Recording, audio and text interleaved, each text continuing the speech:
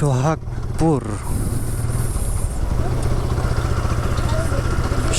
গ্রাম।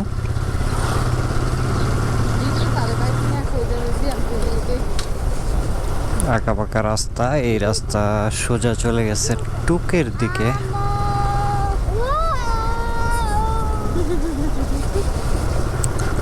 আমরা যেহেতু টুকে যাব না, তাই ডানের দিকে ঘুরে যাই।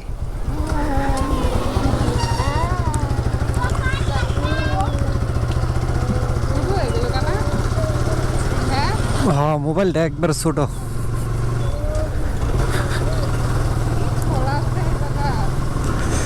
সোহাগপুরের ইট খোলা ওইটা।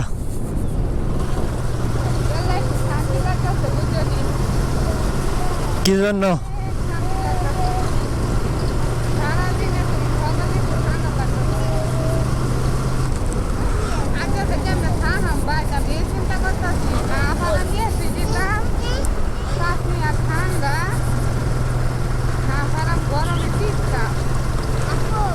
সোহাগপুর গ্রাম।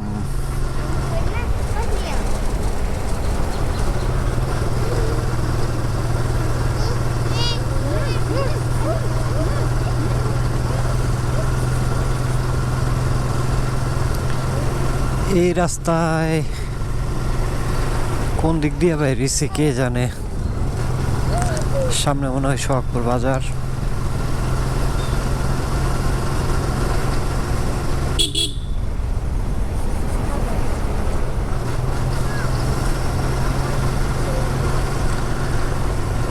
সুন্দর একটা রাস্তা।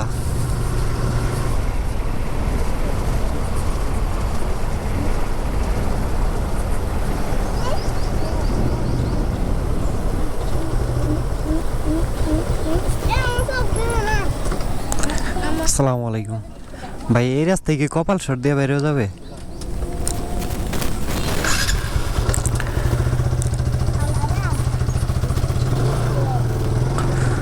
সোহাগপুর গ্রাম থেকে কপালেশ্বরের দিকে।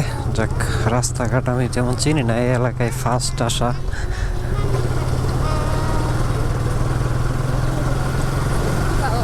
সোহাগপুর ব্রহ্মপুত্র নদের তীরে অবস্থিত একটা গ্রাম।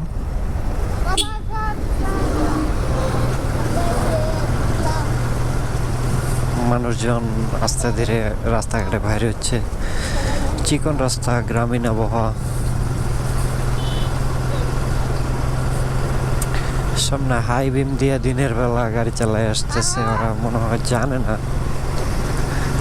হয় কি রাত্রের বেলা বাইক চালায় যখন মানুষ বন্ধ করে তখন কিন্তু বুঝতে পারে না। সকালবেলা যখন আবার বাইক স্টার্ট করে ওই লাইটটা জ্বলেই থাকে।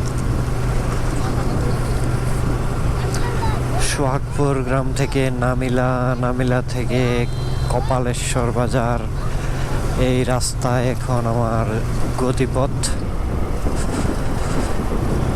এই এলাকায় প্রচুর পরিমাণে কাঁঠালের উৎপাদন হয়। সন্ধ্যার আগের সময়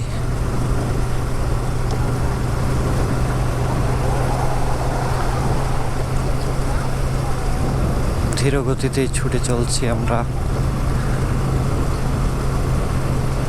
এই রাস্তায় আমি যেতে পারবো কপালেশ্বর বাজার পর্যন্ত।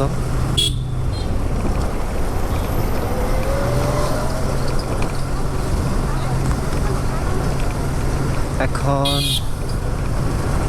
সোহাগপুর শেষ, কপালেশ্বর বাজার কতটুকু দূরে এইখান থেকে আনা সেটা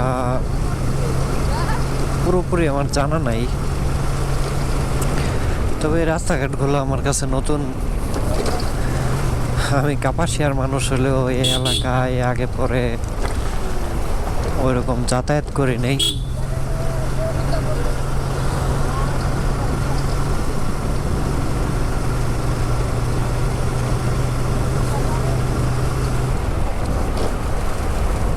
ছেলেগুলা তালের আঁশ পেরে নিয়ে আসছে গাছ থেকে।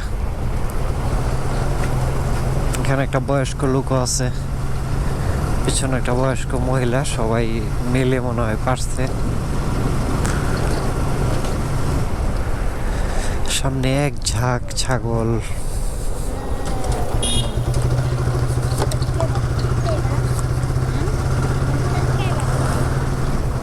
মদিনাতুল উলুম কাওমি মাদ্রাসা ইয়াতিমখানা।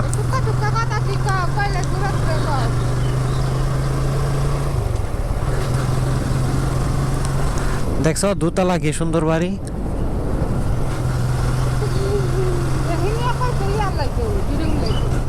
এই যে এটা নামিলা আফতাবউদ্দিন মেমোরিয়াল স্কুল।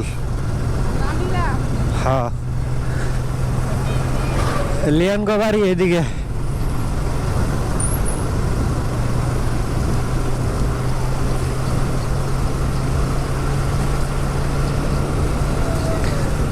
এখন আছি নামিলা। এইখান থেকে আমরা 5 কিলোমিটার দক্ষিণ দিকে অবস্থিত। অলরেডি আমরা চলে আসছি কপালেশ্বর বাজার। সামনেই রয়েছে সমিল, বড় বড় গাছের গুড়ি।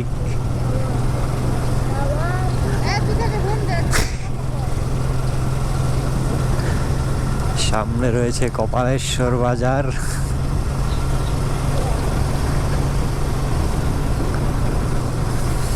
আহা